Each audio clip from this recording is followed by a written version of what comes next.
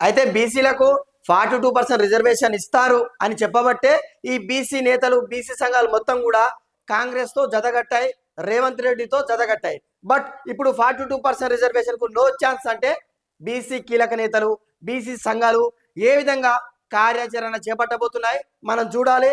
అయితే నిన్ననే Jajula Srinivas Goud press meet పెట్టడం జరిగింది.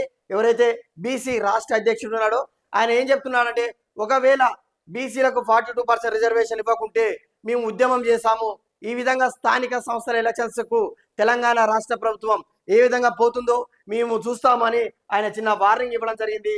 అయితే కాంగ్రెస్ క్యాబినెట్ 26కు మీటింగ్ పెట్టబోతుంది. మళ్ళీ ఈ మీటింగ్ లో ఏం చెప్పబోతున్నారంటే, బీసీలకు 42% రిజర్వేషన్ పార్టీ తరఫున మేము ఇవ్వబోతున్నాము, కానీ అదే విధంగా బీఆర్ఎస్ బీజేపీ కూడా ఇస్తే హ్యాపీ.